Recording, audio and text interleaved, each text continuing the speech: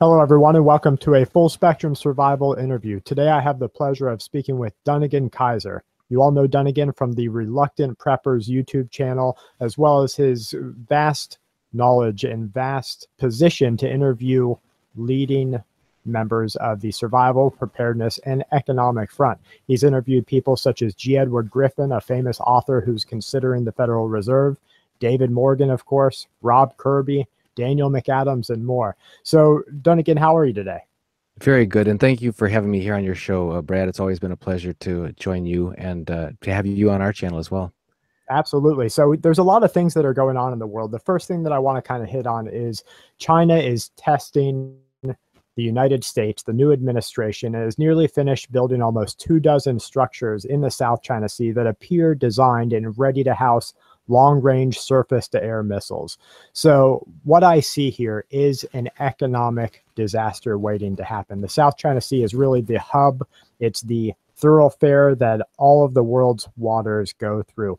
Tell me, from your experience and the people that you have talked to, what's the biggest economic threat that could kind of start the world powers to really clamp down and militarize their positions on the earth?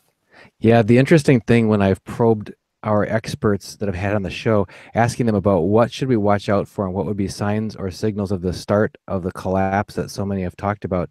And the fascinating thing about that to me is how wide and varied the possible triggers can be.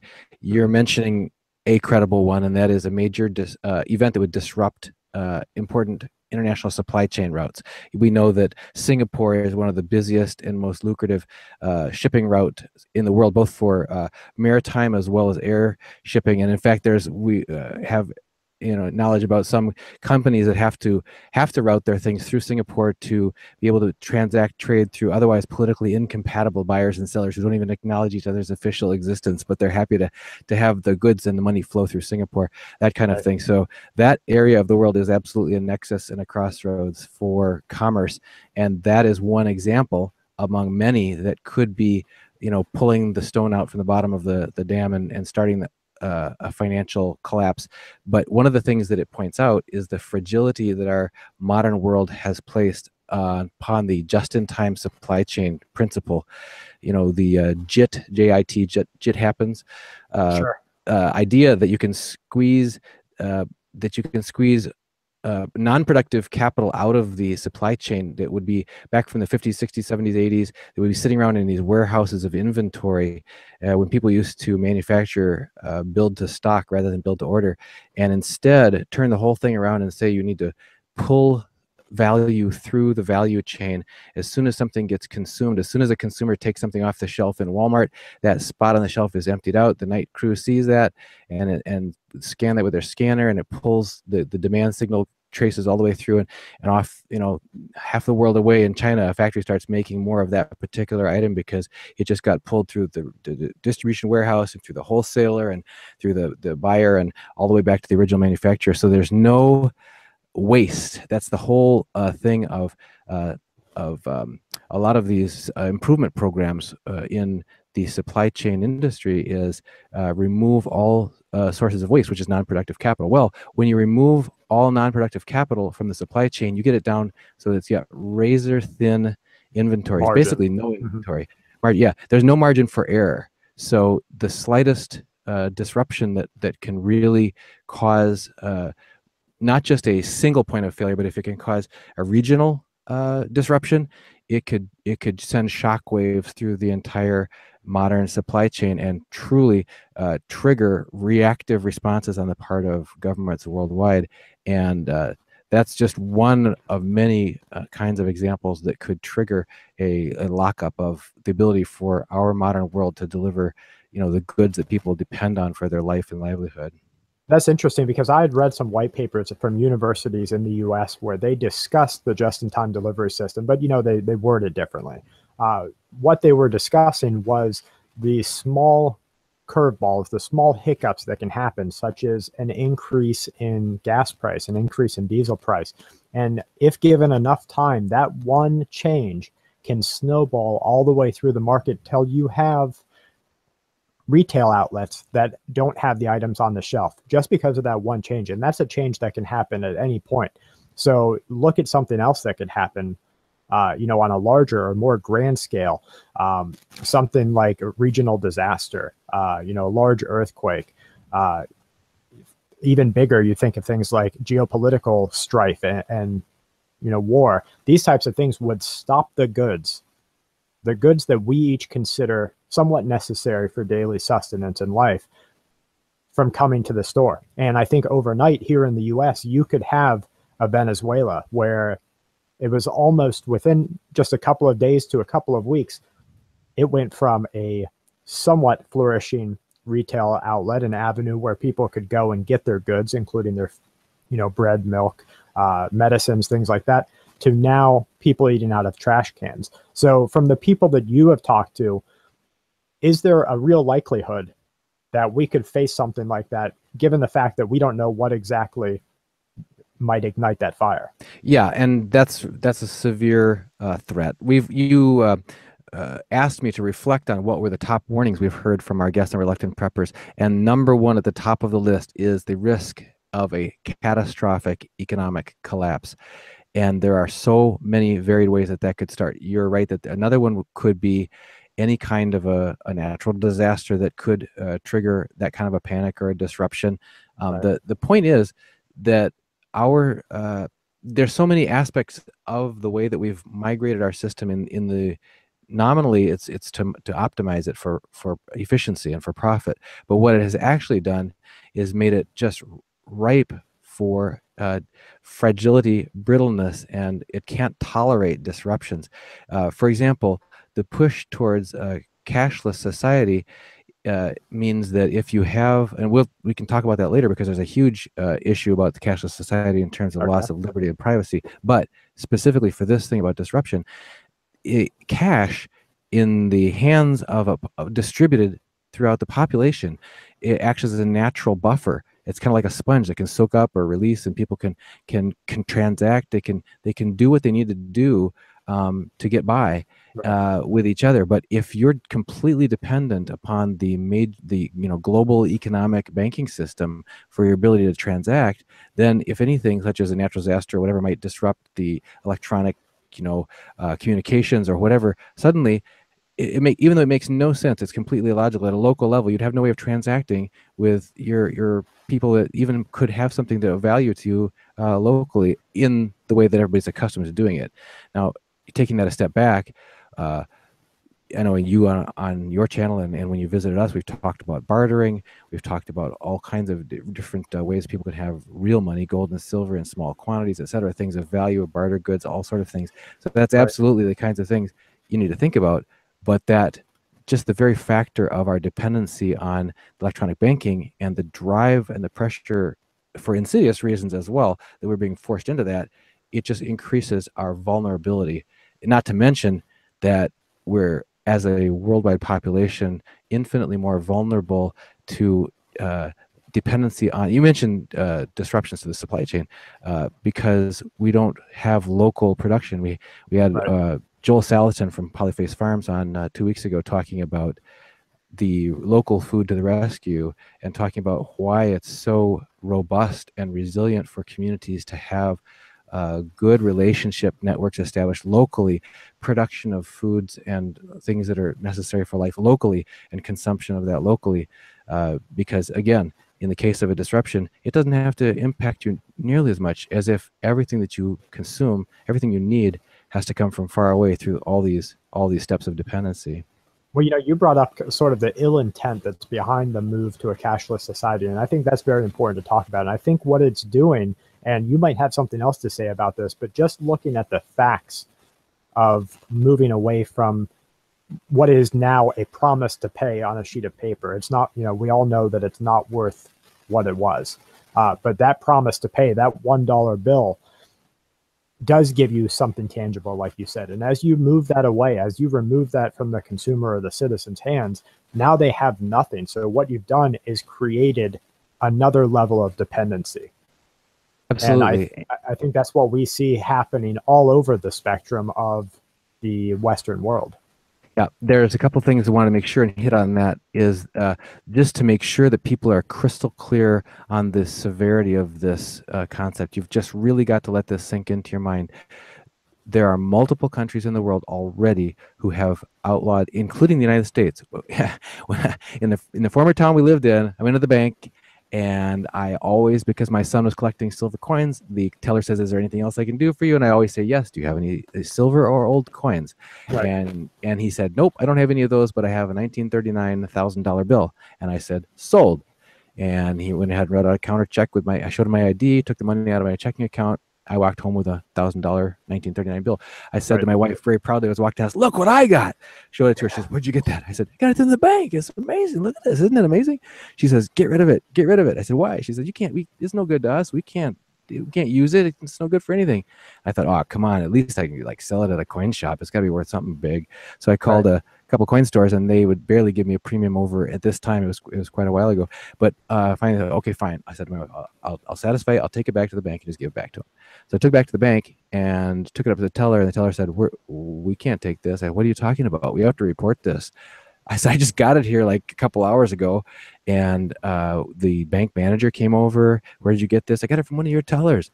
And I had to write up this whole report on me on where I got this and why I had it in my possession. And they were going to go in for investigation, send it into the Federal Reserve in Minneapolis, where we were at the time, and have it investigated. Within 5 days, they said I should probably get the credit in my account. So the money was tied up for 5 days. So that was long story to say. The $1,000 bills are verboten, as are the $500 bills. So we know you can still get hundreds at the bank, but those are being discussed as being to be eliminated. And in India, they're eliminating the larger denominations, and in other countries as well. And they can keep driving this down. We all know that the value of even the dollar itself can buy nothing close to where it used to. That's right. And that's another whole point to talk about in a different part, is talking about this grinding loss of wealth, the death by 1,000 cuts. But specifically in this area of the cashless society, they are already doing it. It is already happening. They're already taking away the bigger denominations and getting down to where the lesser ones. It'll be just pocket change, which is really not able to transact significant transactions that you need in life, and making the rest of it all, of course, in the name of law enforcement, all in the name of preventing terrorism and that sort of thing, black markets. But if you really think about it for a moment, it's a control mechanism. You cannot hold the fruits of your labor, and that is a violation of natural law. I mean, there is nothing more fundamental to our abilities as persons who labor from the work of our hands to feed ourselves and to feed our family and to better our life position than to be told, "You do not own, you cannot hold the work of your hands. It will be held in custody for you by the powers that be and the system, and you can come and ask permission to have access to it in the future, but you can never actually hold it in your hand. All it can be do is transfer it into another part of the system, because it doesn't really exist anymore. It's in your world now. It's in the electronic world, and that takes away the ability of the individual to control their life energy and where they want to store that, how they want to handle that, what they want to do with it. So it's not only a loss of ability to have access to the fruits of your labor, it's also the complete loss of privacy about what you choose to do with your well-being as well. I think that's a really amazing point, in that this is the move that the elite are pushing towards the average citizen of the world. And you look at just a widespread governance over the people, over the you and me in this world. And you look to areas like Japan, where there's just a complete disregard for even the health of the citizens, as the prime minister and as the government right now is pushing people to move back into their radioactive homes near Fukushima. And they're doing this with the equivalent of the person moving back into their homes having a chest x-ray, up to 5 chest x-rays per week, just to live in their homes, and they're being forced to. You look at other areas where, like in India, as you mentioned, they discontinued large bills and upset the entire economic arena within the country. And you had some limited riots. You had people waiting out the bank. You had banks saying, no, we're not going to, give you your money. And they did just that. They are using control mechanisms on every front so that you almost don't know where to turn. You don't know what to look for. Right. And the backdrop that we have to realize is set on this stage is one of unprecedented risk, that it's unlike anything that the world has ever seen. Because when we talk about a catastrophic economic collapse and the potential of that, never before in the history of the world have we had something akin to the derivatives complex that currently exists, that's interlocked and interdependent between all major investment firms, all major banks, and all countries central banks. Every part of the system is tied and dependent on the other ones. I've told the story, and I'll just very briefly touch on it here, how when the 2008 collapse happened and Lehman Brothers went down as the selected victim there, we had funds that had nothing to do with that. We had no accounts at Lehman's or anything. We had this money market cash equivalent account over a completely different brokerage in a different country. And yet we just now in the last quarter got, this is what, 8 years later, got our final letter saying, okay, you've gotten all of the money back that you're going to get from that, because you're not going to get access to it all. It's just gone. Wow. But it was locked up for the longest time. And it was collaterally damaged by interdependence with the Lehman's, which we had no idea. When you put your money into a supposedly one-day access money market equivalent fund, you're not being told that on the back end they're investing in it whatever they want and using it to leverage that to the hilt. Also, never in the history of the world has every major country of the world had their money system based on fiat, on debt, rather than on actual gold or some other reserves. And again, we talked about, speaking of debt, never in the history of the world has every level, whether it's from individual families to cities, look at Detroit, look at Los Angeles, look at New York, to states, whether it's California and on, to countries, the nations of the world, been in so much debt. We have countries, whether it's Japan or whether it's Italy or whether it's the US, who are in such a high ratio of debt that more than has ever been before. And you put that on top of that razor thin just-in-time supply chain that we talked about, and the entitlement a conditioned populace that's been weaned off of their self-sufficiency skills and knowledge that their grandparents had, and now they're almost entirely dependent on the this week's paycheck from or my government check, and the entitlement that I get. And when you cause any disruption in that dependent and that fragile of a system, what you can totally get is a overnight lockup of the banking and financial system. And when that happens, we're told that it was within hours of happening back in 2008, and that the situation now, the experts we've had on our channel keep reminding us, in every demonstrable, measurable way, is significantly, not just a little bit, but sometimes order of magnitude worse than what we were at in 2008. And that when that happens again, we're going to see a disruption that's like nothing the world has ever seen. And the fallout from that very likely will be stores, getting sold out right away, and those supply chain failures compounding and escalating, because it gets to be like this snowball where if people aren't getting paid, then they're not going to drive the trucks and they can't get the fuel, and then they can't drive the ships, and then they can't, and you start to get where more and more increasing portions of supply chain start failing. And with fuel outages, you rarely, and with supplies stores being stripped clean, you quickly can get panic and looting and riots and chaos. And then comes the trump card, which is curfews and martial law. And you've certainly covered a lot of that on your, like, Jammu and Kashmir and other areas of the world where that gets in. And once you're into curfews and martial law, you have lost the any semblance of freedom, semblance of a freedom society, of liberty. And beyond that, it gets worse even there if you just go into real chaos and lawlessness, Mad Max type scenarios. The funny thing is well, it's not funny, of course, but the interesting aspect is, as we continue to watch the event unfold with the current circulating strains of the avian influenza virus, governments around the world are more concerned with the potential for economic fallout than they are they're acknowledging the widespread potential for a pandemic that could have up to a 30% mortality rating. So 30% of those that contract this disease could die from it.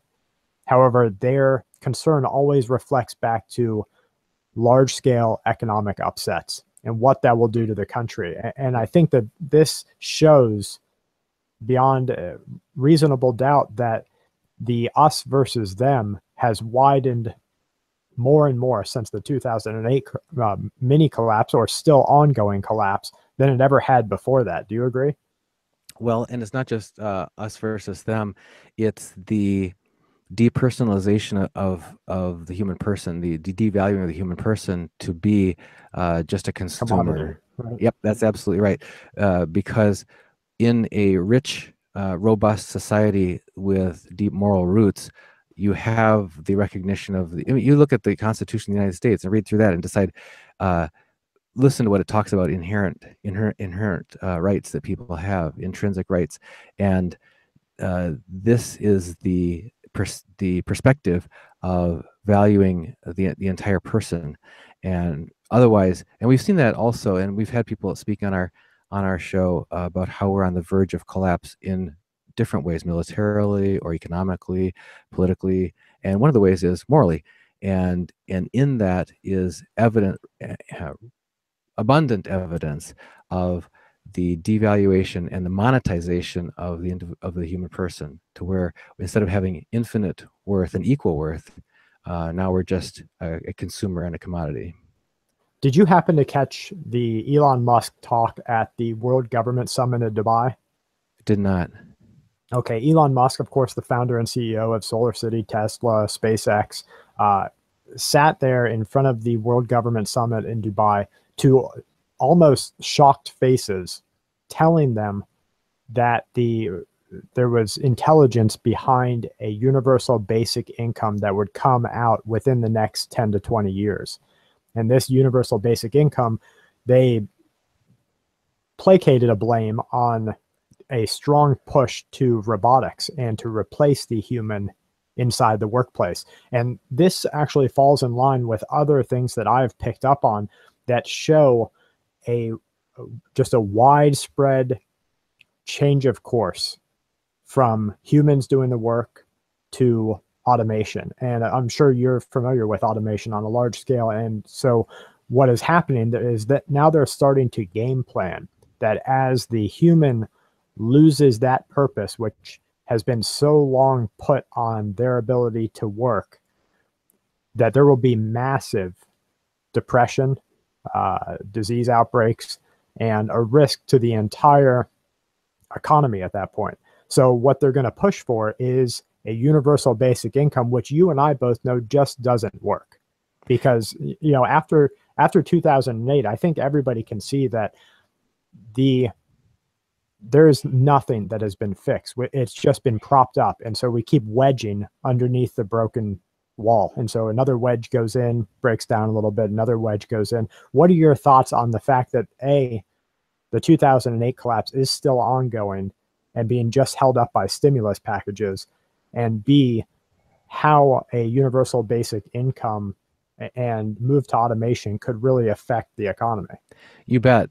So we've had multiple experts on our channel talking about, and we've had, whether it's Andy Hoffman, whether it's others, talking about how the stimulus that was used, I will call it so-called stimulus or attempted stimulus, Right. in the form of these bailouts, which of course were always underreported. You know, first it was going to be 400 billion, then it was, oh, okay, it's really 800 billion. Okay, now it's actually just 9 trillion. We did with these credit default swaps, you know, between countries, and it just goes on and up and up from there. First of all, that the bang for the buck that you're getting out of those, another brother John F. is another one we've had on talking about this, that the actual measurable results in the economy, where you could actually point to and say, there, see, we got an increase in labor participation rate, or there, we got an increase in actual goods shipped, or whatever. No, right. It's not happening.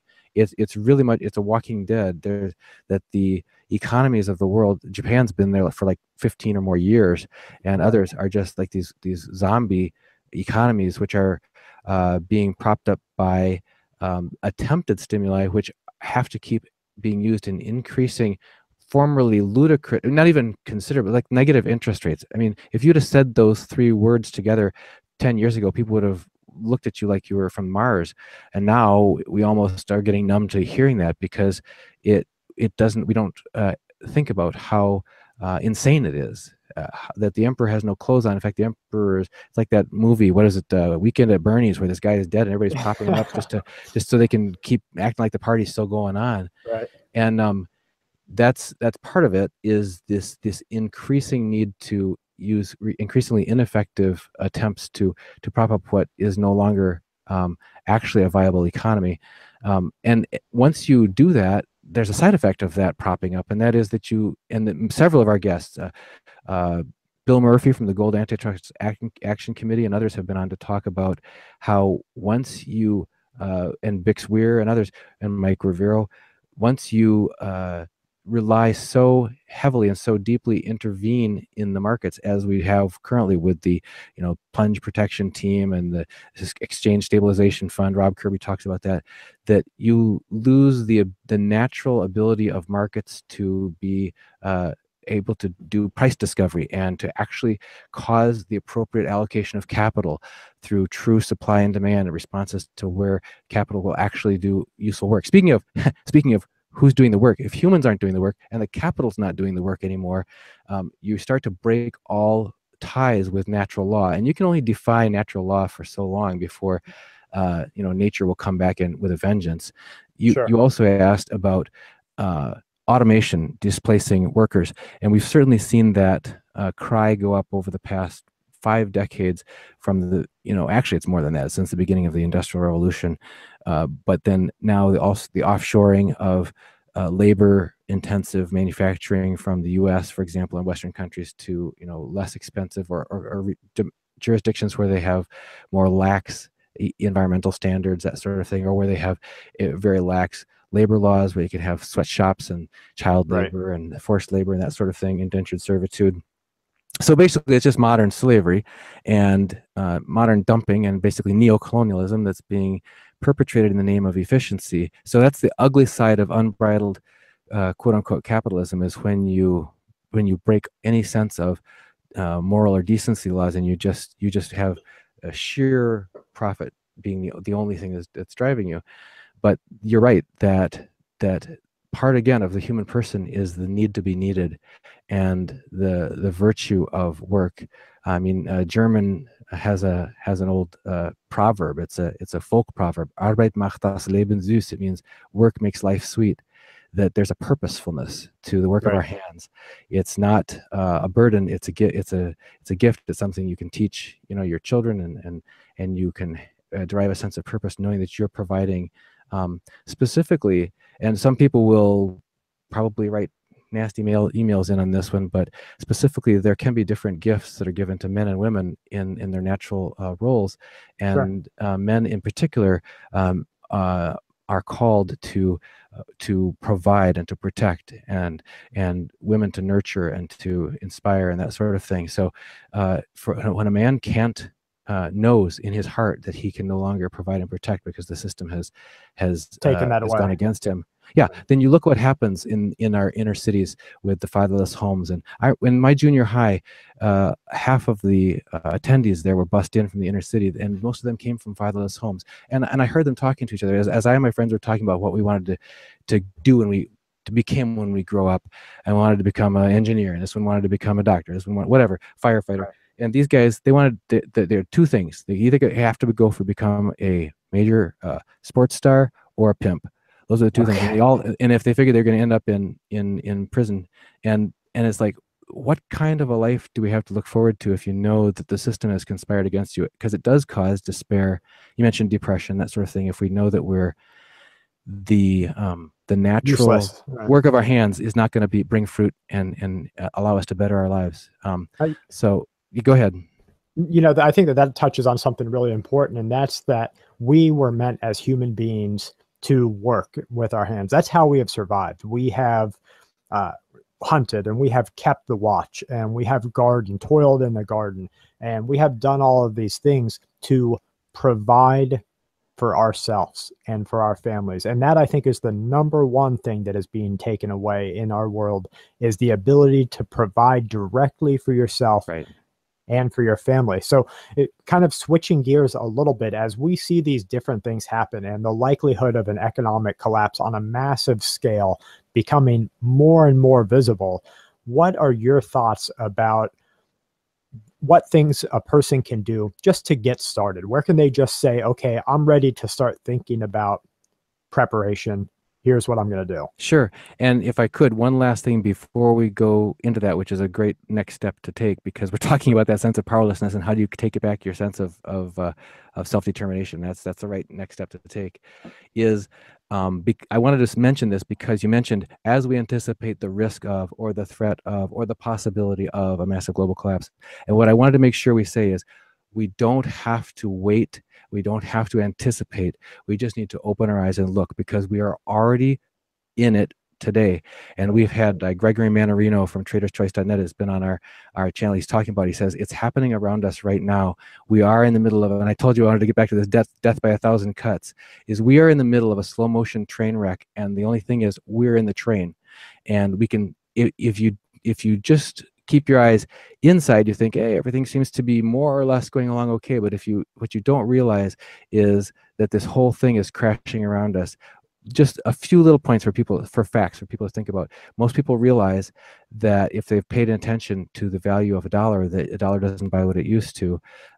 But are they aware that since the formation of the Federal Reserve in 1913, that the United States dollar has lost already over 98% of its purchasing power, and that the stated policy goal of the Federal Reserve is to keep inflation at a 2% annual rate, which means, by the rule of 72, that every 36 years, your purchasing power, your money, would be cut in half again. So that hits you in two ways. One, it's automatic inflation, but theft from any savings account you have. So if you have any money saved up, anything denominated in dollars, that is shrinking at a stated rate of 2% per year. And as they're now starting to raise interest rates, that will accelerate faster than that.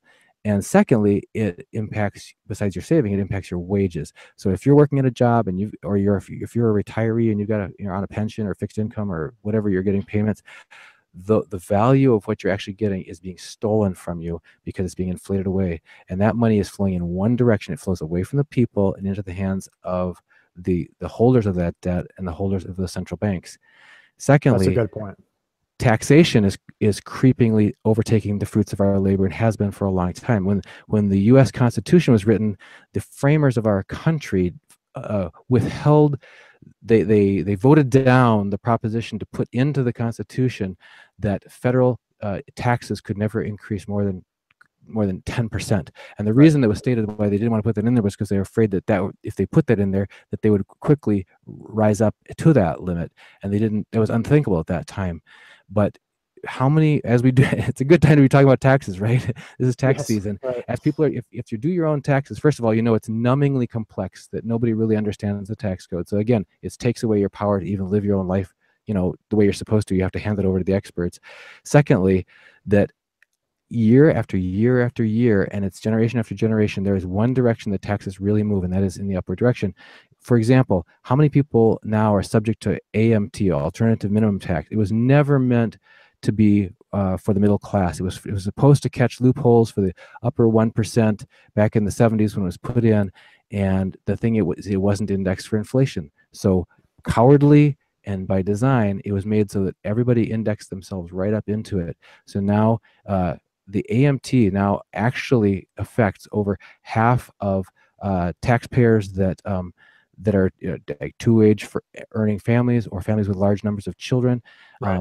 And people have no idea. Also, the Social Security benefits that were originally, if you think about it, like you donate to a 401k or that at your work, you're basically making contributions of your earnings into this tax advantage plan, so that in your retirement you'll be able to draw back the benefits from that. And so Social Security was set up to make sure that people could have a part of their earnings set aside for them, so that they would have to increase the robustness and reduce the vulnerability of large amounts of the populace, like we had so many people out of work in the 30s and so on.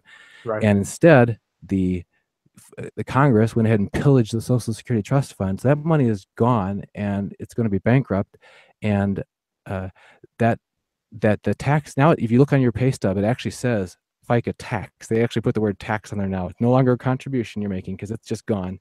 And the U.S. gold reserves being sold off and leased away, and the increases of surveillance, both from, we could go on and on and on, but you don't have to wait for the collapse. The collapse is happening all around you. It's happening in your savings account. It's happening in your wages. It's happening with your earnings being taxed away from you. So that's just to say, it's already upon us. We're in the middle of it right now. I think that brings up an important part right before we move into personal preparedness, and that's that the waters, the ocean between the government and the citizens that they govern is so deep and so treacherous that anytime a person, a citizen of this earth, wants to deal with the government, they have to take a ride in the boat of a mediator. So to get their taxes done, you go to a tax professional. To go to court, you go to a lawyer. Even as far as healthcare, to get simple you need a navigator. Yeah, you need a navigator, exactly. And I think that is that's just another visible semblance of the downward direction that our society is taking. That's absolutely right. Whenever you remove people's ability to able to be competent, capable, and able to transact and do the business of their life, provide for themselves, provide for their family, take care of business without the interference, without the supervision of a nanny or a overlord, you take away part of their humanity and part of definitely their freedom. So what do we do about it?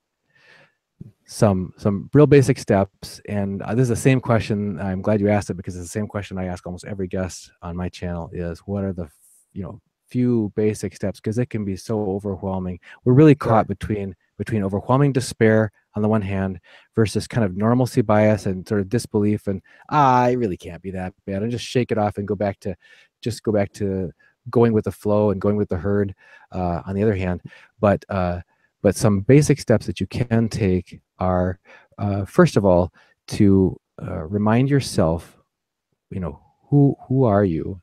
You are a free person. You are made to be free, and you're a person who has intrinsic rights: the right to provide a good living for yourself and your family, the right to your privacy, the right to the liberty of your thoughts and your speech, and as long as you're not infringing on the rights of others. So that's first is who am I, and secondly is to remind yourself of some goals that you want to set, to say, I'm going to take steps away from dependency and towards independence. I'm going to take steps that are away from helplessness and towards more empowerment. So just a couple little nuggets. If you go back and think about the things we've talked about, for example, the cashless society. Okay, if they're going to take away my cash, first of all, I'm going to save some up right now to have a cash reserve, a ready cash reserve. Secondly, I'm going to put some of that into some precious metals, whether it's gold or silver. And if you want the ability to be able to barter with that, then smaller denominations is more helpful, and have those as close as you can in possession removes layers of dependency and layers of counterparty risk from your ability to access that in case things go sour. Right. In the case of income, instead of being entirely dependent on your employer or the supply chain or whatever, the more you can diversify different streams of income. Jerry Robinson, we've had on, who's the author of Bankruptcy of Our Nation, talks about in his book by the same name, 21 different streams of income that an ordinary person can just start adding on one at a time. And in fact, he has a very compelling series that he just put out. It's a free podcast on the five stages to personal financial independence, and that's the first one is establishing a ready reserve, like we talked about, and of initially 3 months worth of income for yourself stored up close at hand, and then we're working up from there, and then broadening your streams of income. But then we talked about fragility of the supply chain. So what's the remedy to that? Two big ones. The quick one is having some cache of supplies that are your basic foodstuffs of life, whether it's fresh drinkable water and storable safe food, emergency food, that's available for you. So safe water and safe food storage close at hand. Thank you, everyone, for joining us here on YouTube. To listen to this interview in its entirety without editing, please consider joining us on Patreon. Here's something that I get asked a lot, and if you say I don't want to touch on it, sure, let's not touch on it. But I get asked a lot about religious and faith-based fatalism. And it's this fatalism aspect where a person, and I'm respectful to all people's religion, and I would rather, no matter what religion a person follows or none at all, if they're a good person, a moral person, then they're welcome to me. So I get asked a lot things like, well, why do I need to prepare? My creator will save the day. And my response to them is, your creator doesn't care whether you see them today or you see them in 80 years. What you do on this earth is really up to you. And that sort of is conflicting with the teachings of almost every religion. What are your thoughts on that kind of faith-based fatalism, and does it affect preparedness? Well, I think that it's a tricky subject, because anything that I say, I can confess my own belief system, and it's one that I believe is true, but I'm not trying to push that on anybody. Right. And so the faith tradition that I belong to explains that grace builds on nature. So it's absolutely true that we live by the grace. This is I'm now confessing my truth. Sure. I would say my understanding of the truth, and that is that we live by the grace of God, and we are His creatures.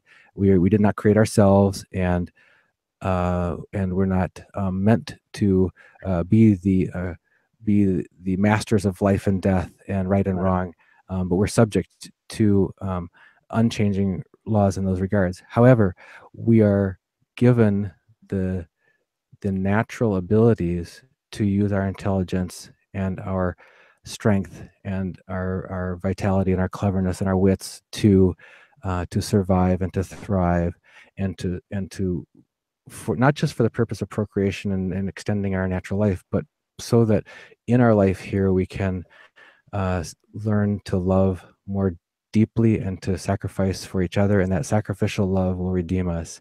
And there's no contradiction there. That's an old joke, actually, they taught in church when I was a kid, about the lady in the flood up on the roof of her house and saying, God's going to save me. And the first boat comes and says, you want to come with me? And he says, no, God's going to save me. And the second boat comes and, you want to come with us, lady? We're going to get you out. No, God will save me. And the third boat comes, and, you can come with us, lady? No, God's going to save me. And so she finally gets drowned in the flood and goes to heaven and says, hey, why didn't you save me? Why didn't you save me? I sent 3 boats. So anyway, the idea that grace builds on nature, that we're given these abilities for a reason, and we can use them wisely and prudently. We're also given wisdom and prudence and the ability to, and you can look, if you're Christian, you can look in the Bible and see tons of examples laid out about where prudence was used to uphold wise people. Look at how Joseph saved Egypt from 7 years of famine and so on through careful preparation, and insight. Right. So anyway, there's plenty of examples like that. But just to say that there's no need for contradiction there.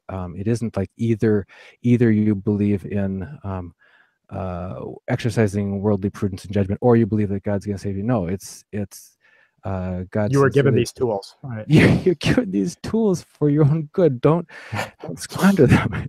Yeah, right. Well, what a perfect way to wrap up the show, and a way to show that we were each born with the tools to survive, and we just need to reclaim many of those, and especially starting with our understanding and our acknowledgement that we are free people on this earth, meant to be here and to live abundant and happy life. So Dunagun from Reluctant Preppers, thank you so much for being here with us. I urge everybody to go on YouTube, go to Reluctant Preppers, just search for it in the YouTube search bar, subscribe to his channel. You're going to get a couple of, I would say you're putting out, a couple of videos every week now? Usually about 2 a week on average, yeah. So you're going to get good content every single time that isn't of the same repetitive nature that you'll find at other outlets. It's content that will drive you to think and drive you at the end to better prepare yourself. So Dunagun, thank you for being here. Always an honor. Thank you, Brad.